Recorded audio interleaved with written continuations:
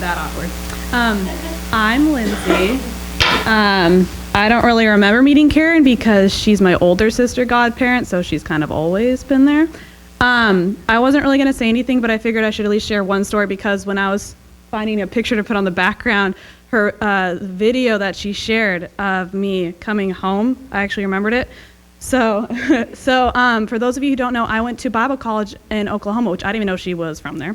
So that was cool to learn today.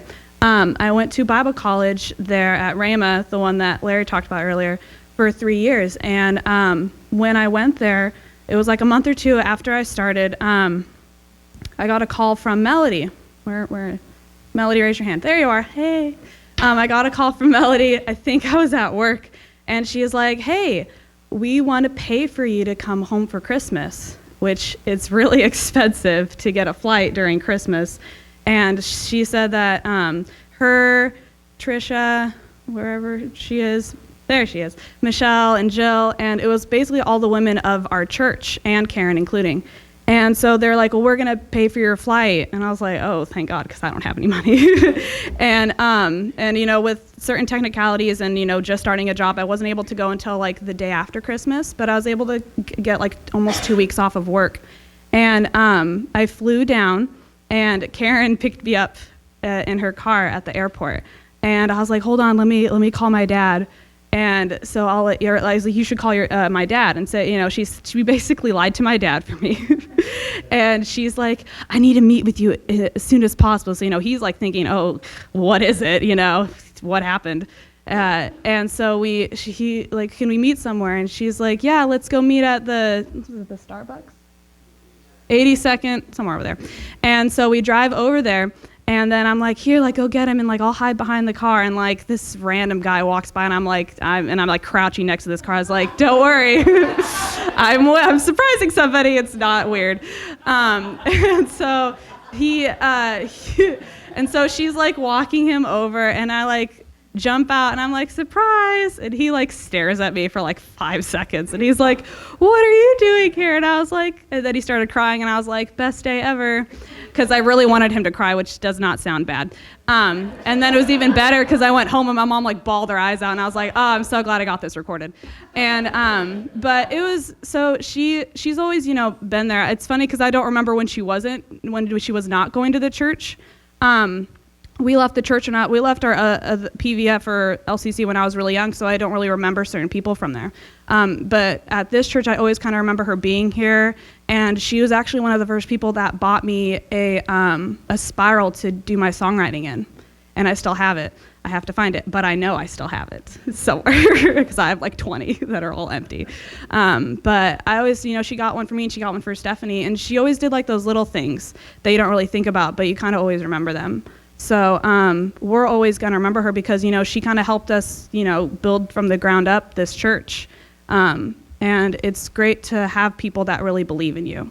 Because right now in this time, it seems like we don't have a lot of belief in the world, but we're always going to remember her for all the good times. So.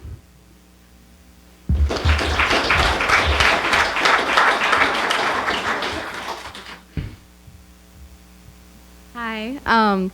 I'm Stephanie, the goddaughter, so that's my sister who was just up here. And I really feel like I have to speak now that she brought me up, and that I was brought up a couple times. I feel really honored to be her goddaughter, first off. She was kind of a crazy lady. Like, to me, she was. I know that's probably not the best thing to say, but she would just had this way about her. When she came in the room, you knew she was in the room, and she was just kind of this, like, the best way I can describe it is like when I get older, I would love to be her. I'd love to be that fashionista girl who's kind of, you know, the one roaming around, got that control. And so it's funny how she called me a Spitfire because she was a little bit of a Spitfire if you ever went toe-to-toe with her. Not even toe-to-toe, just conversations, you know. She was really truthful and honest. I think if you ever asked her something, she was going to tell you. And not in a mean way, but in just an honest and like loving way. I think that's one of the things I loved about her was how she was just so honest.